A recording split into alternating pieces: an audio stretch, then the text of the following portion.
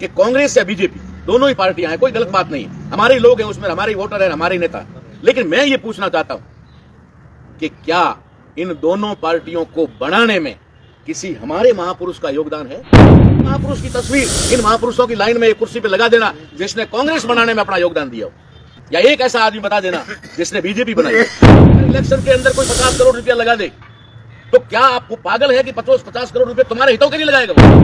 नेता नहीं, आपके प्रतिनिधि नहीं, ये इन्वेस्टर है। हमारी सारी समस्याओं का समाधान हो सकता है अगर हम जागरूक हो जाएं, हमारा मतदाता जागरूक हो जाए, तो एजुकेशन हमारे कदमों में होगी, इस देश की सत्ता हमारे कब्जे में होगी, ये देश का धन दौलत जो आज लूट करके ले जा रहे हैं ये सारी हमारे पास में होगी, हमारे लोगों के पास में होगी, हमारे लोगों। अरे ये दान देने की वस्तु नहीं है, दान कोई चीज है वो दान की जा सकती है, ये वोट है, ये दान नहीं किया जा सकता। ये आपकी राय है, आपका मत है, आपका मशवरा है कि मेरे लिए कौन उचित है। मेरी वजह से, शिक्षा ना होने की वजह से हमारे लोगों ने इस वोट की वैल्यू को नहीं समझी।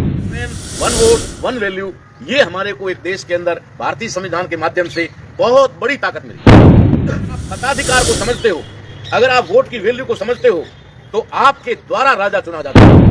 हमने शोध कार्य किया, इसके ऊपर हमने समाज को समझने की कोशिश की कि आखिर ऐसा क्यों हो रहा है। जब वोट आता है तो हमारे लोग क्यों अलग अलग खेमे में चले जाते हैं, क्यों कहने मात्र से वोट दे देते हैं, क्यों अगर वो दारू के बदले में वोट दे देते हैं, क्यों वे लोग पैसा लेकर के अपना वोट बेच देते हैं। इसका मात्र एक कारण है कि उन्हें वोट की कीमत मालूम नहीं, उन्हें वेट। इतनी ताकत हम लोग अपने कार्यक्रमों में दिखाते हैं, हम अपने सम्मेलनों में दिखाते हैं, लेकिन जब इलेक्शन का मामला आता है तो हम लोग 10-10, 5-5 के टुकड़ों में बढ़ करके अपने अपने खेमे में चले जाते हैं और हमारी ताकत जो है वो ताकत सुन लेते हैं। आज जिन महापुरुषों की जन्म जयंती है, राष्ट्रमाता सावित्रीबाई फुले और जननायक जयपाल सिंह मुंडा, उनको नमन करता हूं। और आज के कार्यक्रम का प्लान है वो आपको बताने से पहले मैं आपको माता सावित्रीबाई फुले के बारे में थोड़ा बताना चाहूँगा कि जब राष्ट्रमाता सावित्रीबाई फुले और राष्ट्रपिता ज्योतिबा फुले, जिनको हम कहते हैं, यही हमारे राष्ट्रपिता हैं, इन लोगों ने जब काम शुरू किया था तो इनका विरोध उनके घर से ही हुआ था। यानी कि उनके पिता ने कहा था, उस समय की सामाजिक व्यवस्था के अनुसार उनके ऊपर दबाव था कि ज्योति जो तू काम कर रहा है उस काम की वजह से हो सकता है उस वर्ण के लोग हमें एक तरह से गांव से निकाल देंगे। तो ज्योतिबा फुले ने कहा कि कोई बात नहीं पिताजी, शिक्षा देना अगर बुरी बात है तो मैं गांव छोड़ने को और घर छोड़ने को भी तैयार।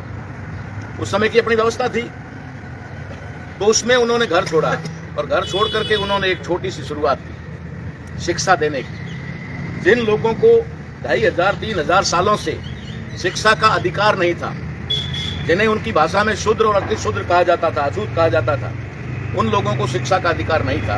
उनके लिए राष्ट्रपिता ज्योतिबा फुले और राष्ट्रमाता सावित्रीबाई फुले ने पहला स्कूल खोला और उनको शिक्षा देने का काम शुरू किया। शायद हम लोग ये कल्पना करें, उस समय जब इन्होंने ये कार्य शुरू किया था तो वो एक छोटे से सूरज के सामने दीपक जैसा काम था, और वे भी सोच रहे थे कि जो काम हमने शुरू किया है ये एक गांव के एक छोटे से स्कूल का है और भारतवर्ष इतना बड़ा है, इसमें ये कब फैलेगा, कब मेरे समाज के लोग शिक्षित होंगे। लेकिन उन्होंने ये सोच के इस कार्य को प्रारंभ किया कि आज जिस बीज को हम बो रहे हैं ये बीज कल अंकुरित होगा तो ये 2 पत्ते निकालेगा, फिर ये पौधा बनेगा और पौधा बन करके एक दिन वो वृक्ष का रूप धारण करेगा, और जब वृक्ष बनेगा तो ये अवश्य फल भी देगा और फूल भी देगा, उसके साथ छाया भी देगा। ये सोच करके उन्होंने उस समय एक छोटे से बीज को जमीन में दबाया, जिसे सावित्रीबाई फुले और राष्ट्रपिता ज्योतिबा फुले के द्वारा शुरू किया गया एक स्कूल था। आज पूरे देश के अंदर उनके ही रास्ते पर चल करके, बाबा साहब अम्बेडकर के बारे में आप सभी लोग जानते होंगे, सुना होगा, लेकिन आप ये नहीं जानते होंगे कि बाबा साहब अम्बेडकर कैसे हुए। बाबा साहब अम्बेडकर नहीं होते अगर ज्योतिबा फुले नहीं होते। इसलिए ज्योतिबा फुले को, साहेब कबीर को और तथागत बुद्ध को बाबा साहब जैसे विश्व के सबसे शिक्षित व्यक्ति ने उनको गुरु माना। शायद ज्योतिबा फुले 10वीं तक पढ़े होंगे उस समय की व्यवस्था में, सावित्रीबाई फुले हो सकता है उनके बराबर या कम पढ़ी लिखी होगी, लेकिन बाबा साहब अम्बेडकर जिसके पास दुनिया की सबसे बड़ी डिग्रियां और आज जिनको पूरे विश्व ने सिंबल ऑफ नॉलेज कहा, उन्होंने ज्योतिबा फूले को अपना गुरु कहा और उनकी प्रेरणा पर चल करके उन्होंने भारत देश को इतना विशाल सिस्टम दिया जिसके अंदर आज प्रत्येक व्यक्ति और उसके बच्चों के लिए पढ़ने की व्यवस्था है, निःशुल्क भी अनिवार्य संविधान में की गई। तो साथियों, मैंने ये उदाहरण आपको इसलिए दिया और मैं आज के कार्यक्रम का भी बता दूं। जिस कार्यक्रम को लेकर के हम आपके बीच में आए हैं या जिस कार्यक्रम की आज हमने शुरुआत की है, ये कार्यक्रम भी उस समय के उस छोटे से बीज के समान है जो कभी ज्योतिबा फूले और सावित्रीबाई फूले ने जमीन में दफन किया था, यानी उसको बोया था। वही बीज आज हम यहाँ पर बोने के लिए आए हैं। आज हमें ये प्रोग्राम जो आज का है, जिसका प्रोग्राम आपको भी बता रहे हैं हम लोग, इसका नाम रखा है हमने मताधिकार जागरूकता अभियान। मताधिकार जागरूकता अभियान इसका नाम रखा है और इसके तहत हम ये 4 राउंड के अंदर एक यात्रा निकाल रहे हैं। पहला दौर हमारा आज शुरू हुआ है और 26 जनवरी को खत्म होगा। दूसरा दौर 1 फरवरी से 24 फरवरी तक होगा। तीसरा 1 मार्च से फिर 25 मार्च तक होगा। चौथा 1 अप्रैल से शुरू होगा और फिर लास्ट में खत्म होगा। ये 4 राउंड में हम पूरे देश के अंदर हर लोकसभा क्षेत्रवार, जिसमें बाड़मेर, जैसलमेर में, हम यहाँ बालोतरा में, इन 3 जिलों की जिम्मेदारी लेकर के हम लोगों ने आज काम शुरू किया। हम लोगों ने ये काम 1 जनवरी को करना था। 1 जनवरी का पहले से निर्धारित भी था, लेकिन बाद में हम लोगों ने सोचा कि हमारे महापुरुषों का कोई जन्म जयंती दिन आता हो। तब हमें पता चला कि 3 तारीख को राष्ट्रमाता सावित्रीबाई फूले और हमारे जननायक जयपाल सिंह मुंडा, जिनके बारे में बताऊं तो बहुत कुछ है, बाबा साहब अम्बेडकर के सबसे करीबी, बाबा साहब अम्बेडकर से डिबेट करने वालों में सबसे महत्वपूर्ण व्यक्ति, क्योंकि बहुत ही एजुकेटेड थे बाबा साहब की तरह ये भी, और इन दोनों के बीच में संविधान को लेकर के बहुत ज़्यादा डिस्कस होता था। बाबा साहब अम्बेडकर भी एज ए ड्राफ्टिंग कमेटी के चेयरमैन होते हुए वे जयपाल सिंह मुंडा साहब को बुलाते थे और उनके साथ मुद्दों के ऊपर डिस्कस करते थे, चर्चा करते थे। ये अलग बात है कि आज हमारे कुछ दुश्मनों ने बाबा साहब अम्बेडकर को और जयपाल सिंह मुंडा को अलग करने का एक प्लान बना लिया है और वे एक दूसरे के सामने इनको खड़ा कर रहे हैं। ये अलग विषय की बात है, लेकिन मैं आपको बताना चाहूंगा कि हमने इन महापुरुषों के जन्म जयंती के अवसर पर एक ऐसे कार्य की शुरुआत की है जिसकी कार्य की शुरुआत मेरे ख्याल से 75 साल पहले हो जानी चाहिए थी। हो सकता है मुझे भी मेरे जीवन में ये काम बहुत पहले शुरू कर देना चाहिए था, लेकिन क्लास में, स्कूल में भर्ती होते ही ग्रेजुएशन नहीं हो जाता। हम लोगों को भी ग्रेजुएशन करने में 15-20 साल लग गए। तब तक हमें ये समझ में आया, हमने बहुत सारे काम किए। उन कामों में एक काम ये भी था कि आज हमारी दुर्दशा क्यों है। हमने देखा राजस्थान को अगर हम उदाहरण लें तो राजस्थान के अंदर कितनी पंचायतें हुई, SC/ST महापंचायत हुई और उसके बाद उससे पहले जाट महासभा हुई। जाट महासभा का वो क्या बोलते हैं उसको, महाकुंभ हुआ। इस प्रकार जाति वाइज हर जाति के लोगों ने अपने अपने सम्मेलन किए। लाखों की संख्या में जोधपुर के अंदर देवासियों का सम्मेलन हुआ और देखने के लिए लगा कि बहुत बड़ा हुजूम उमड़ गया है। इतनी ताकत हम लोग अपने कार्यक्रमों में दिखाते हैं, हम अपने सम्मेलनों में दिखाते हैं, लेकिन जब इलेक्शन का मामला आता है तो हम लोग 10-10, 5-5 के टुकड़ों में बंट करके अपने अपने खेमे में चले जाते हैं और हमारी ताकत जो है वो ताकत शून्य हो जाती है। हमारे 5 साल के किए किराए पे पानी फिर जाता है। हम लोग अपनी जीवन लगा चुके हैं, उस जीवन का कोई महत्व नहीं रह जाता है कि हमने मेहनत की वो गई कहाँ। इलेक्शन के टाइम में कोई हमारी सुनने को तैयार नहीं होता। क्यों नहीं होता? इसके ऊपर हमने रिसर्च किया, इसके ऊपर हमने शोध कार्य किया, इसके ऊपर हमने समाज को समझने की कोशिश की कि आखिर ऐसा क्यों हो रहा है। जब वोट आता है तो हमारे लोग क्यों अलग अलग खेमे में चले जाते हैं, क्यों किसी के कहने मात्र से वोट दे देते हैं, क्यों अगर वो दारू के बदले में वोट दे देते हैं, क्यों वे लोग पैसा लेकर के अपना वोट बेच देते हैं। इसका मात्र एक कारण है कि उन्हें वोट की कीमत मालूम नहीं, उन्हें वोट की वैल्यू मालूम नहीं। जब भारत के संविधान के अंदर जैसा अभी बताया गया कि एक उम्र के अनुसार उस समय 21 साल के प्रत्येक स्त्री और पुरुष को वोट देने का अधिकार था। अब 18 साल हो गया, राजीव गांधी ने उसको 18 साल कर दिया। वो प्रत्येक व्यक्ति को वोट देने का अधिकार, जब वोट देने का अधिकार इस देश के अंदर लागू हुआ, उस समय 1 मैन 1 वोट और 1 वैल्यू, 1 मैन 1 वोट 1 वैल्यू, चाहे वो जोधपुर का दरबार हो और चाहे वो किसी गांव का किसान हो, मजदूर हो या कोई ड्राइवर हो, टैक्सी ड्राइवर हो, उसका और उसका वोट बराबर होगा।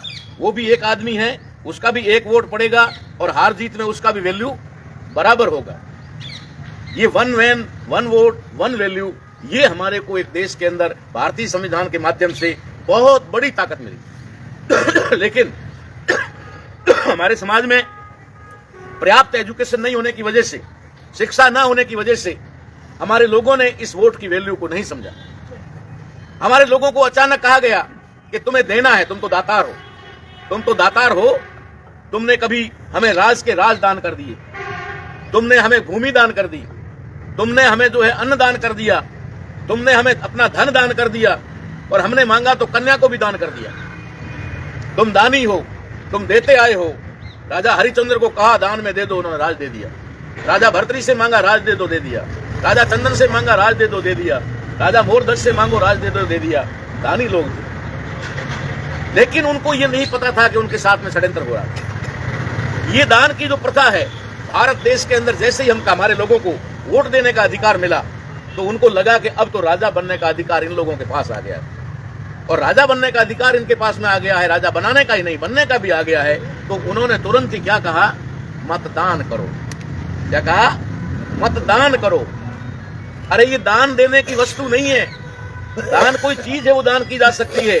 ये वोट है, ये दान नहीं किया जा सकता। ये आपकी राय है, आपका मत है, आपका मशवरा है कि मेरे लिए कौन उचित है, मेरे समाज का और मेरा विकास कौन कर सकता है, उसको वोट देने का मामला है। लेकिन वोटर, जिसको हिंदी में निर्वाचक कहा जाता है, उसको इन्होंने मतदाता बना दिया। और मतदान कहकर, अब तुम्हें तो मतदान करना है, किसी को भी तो दान ही करना है। और हमारे विद्वान और दानी लोग थे, उन्होंने दान करना शुरू कर दिया। तो दान करना शुरू कर दिया तो फिर आपके पास कुछ नहीं बचा। इसलिए हमने ये फैसला किया कि लोगों को मताधिकार में और मतदान में अंतर बताना पड़ेगा। मतदान क्या है और मताधिकार क्या है। अगर आप मताधिकार को समझते हो, अगर आप वोट की वैल्यू को समझते हो, तो आपके द्वारा राजा चुना जाता है। पहले राजा कैसे चुना जाता था? आप तमाम लोगों ने कहीं पढ़ा होगा। पहले राजा कैसे चुना जाता था?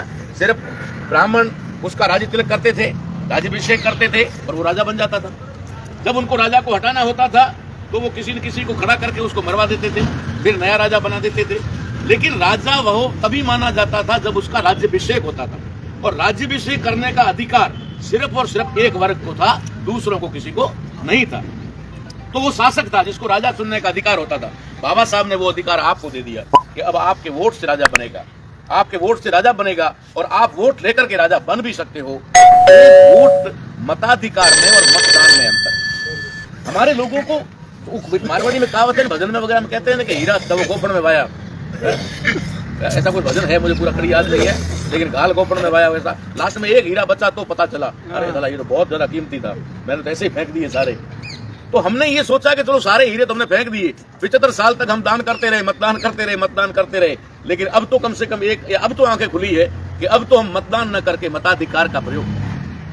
मैं आपको समझाना चाहता हूं और समझाने के लिए आया हूं। ये 4 दौर में प्रोग्राम चलेगा। अभी हमने कार्यकर्ताओं को इस कार्यक्रम के बारे में समझाना उचित समझा।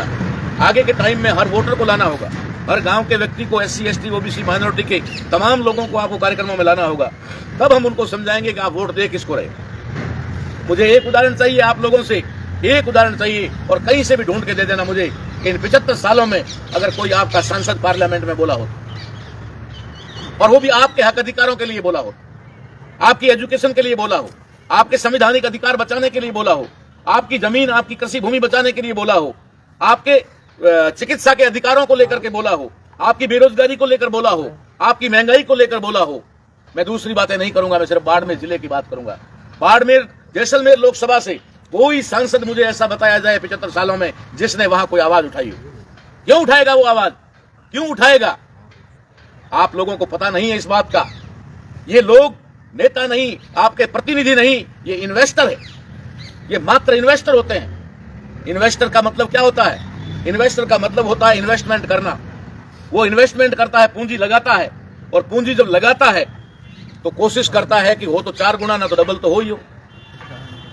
अगर इलेक्शन के अंदर कोई 50 करोड़ रुपया लगा दे तो क्या आप पागल है कि 50 करोड़ रुपए तुम्हारे हितों के लिए लगाएगा? वो तुम्हारे हितों के लिए नहीं लगाएगा।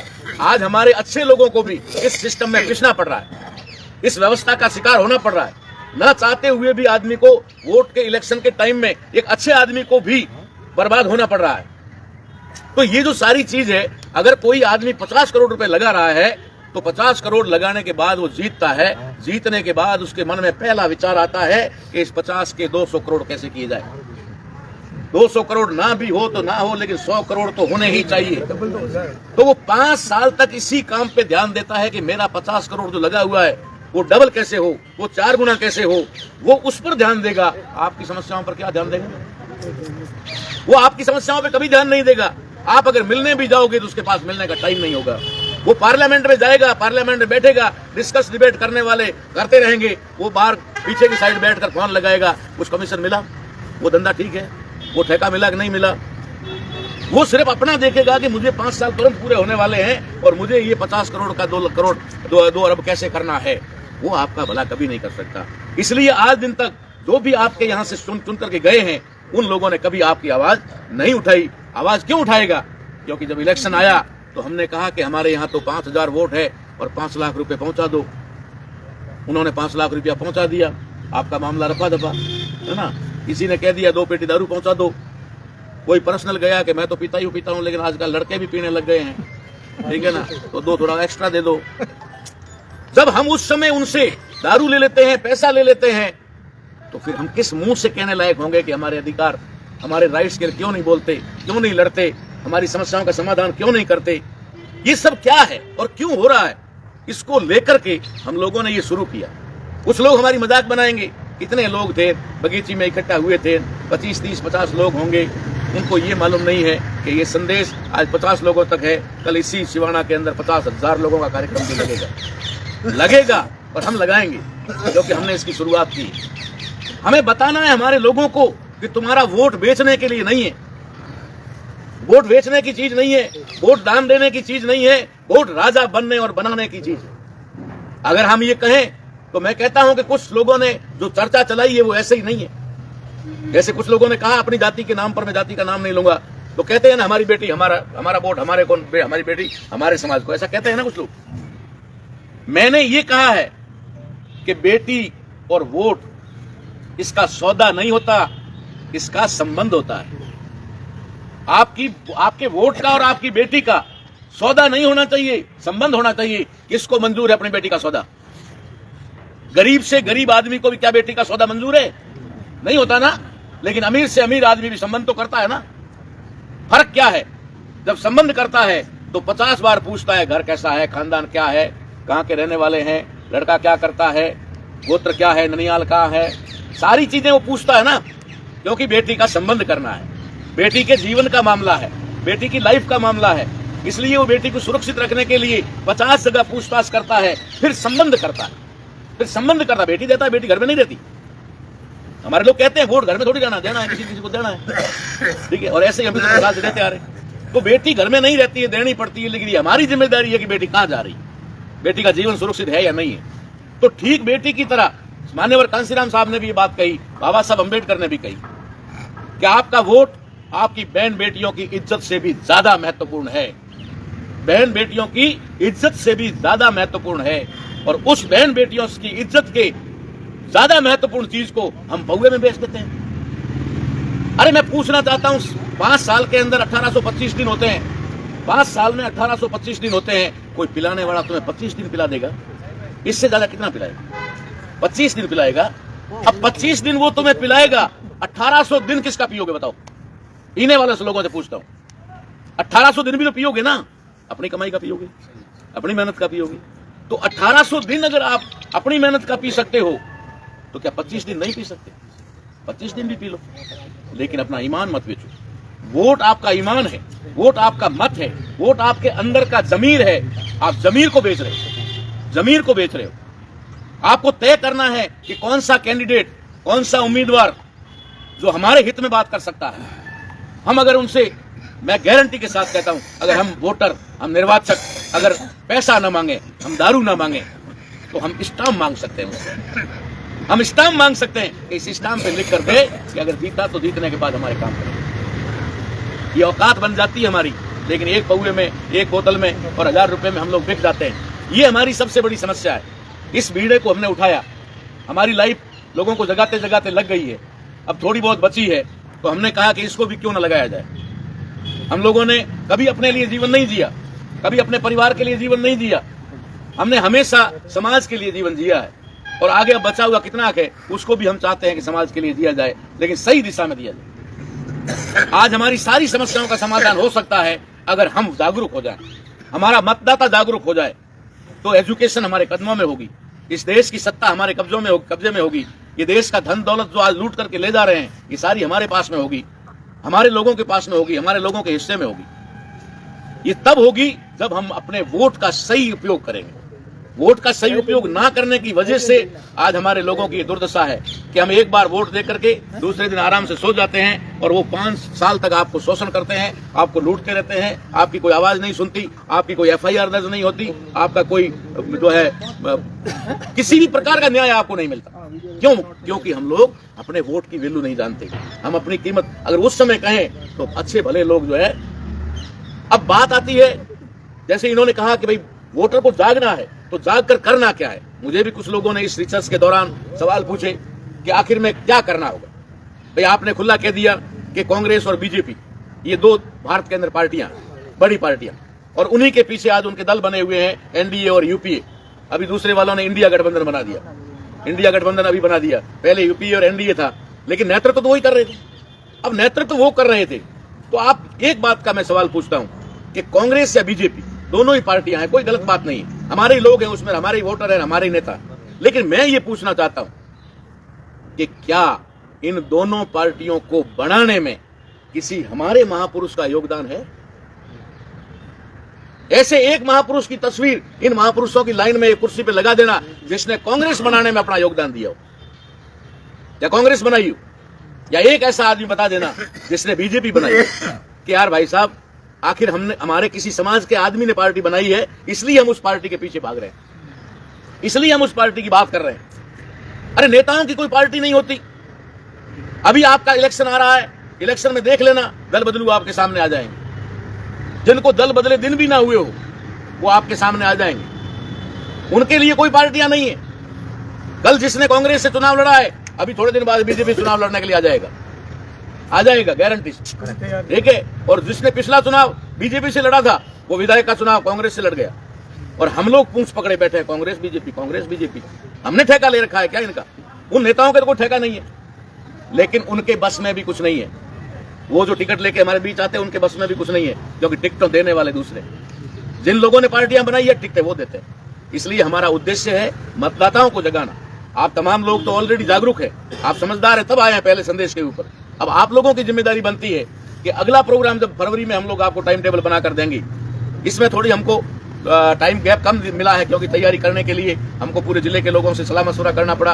राय की यहाँ से भी, सिवाना से भी टीमें आई, तब जाकर सबने कहा कि हाँ ये कार्यक्रम अच्छा है, ये होना चाहिए। तो हमने ये लोगों को जगाने का कार्यक्रम शुरू किया। अभी हम लोग 2 दिन के अंदर ही अगला टाइम टेबल जो है वो आपके सामने रख देंगे। आपको पता लग जाएगा कि सिवाना क्षेत्र के अंदर सेकेंड राउंड में कहाँ पर मीटिंग है होनी है। एक दिन में 4 मीटिंग होगी। अभी कल से हमारा 4 मीटिंग का प्रोग्राम है। पहली मीटिंग मेली में होगी, देवड़ा में, कर्मावास, और कल शाम तक हमारी 4 मीटिंग होगी 2-2 घंटे गैप से। तो इस प्रकार से हमने जगाने के 4 राउंड बनाए। अगली टाइम में आप लोगों की जिम्मेदारी है कि जो लोग वोट के समय अपने वोट बेच करके हमें कमजोर कर देते हैं, उन लोगों को इन कार्यक्रमों में लाना होगा। वो ऐसे कार्यक्रमों में आएंगे। मूल निवासियों के हक अधिकारों के लिए देश में हो रहे जन आंदोलन की प्रत्येक गतिविधियों की जानकारी के लिए मूल निवासी जन आंदोलन यूट्यूब चैनल को सब्सक्राइब करें, घंटी के निशान पर क्लिक करें। वीडियो को ज्यादा से ज्यादा लोगों तक पहुंचाने के लिए वीडियो पर लाइक, शेयर और कमेंट भी जरूर करें। धन्यवाद। जय मूल निवासी, जय भीम, जय मूल निवासी, जय भारत, जय संविधान।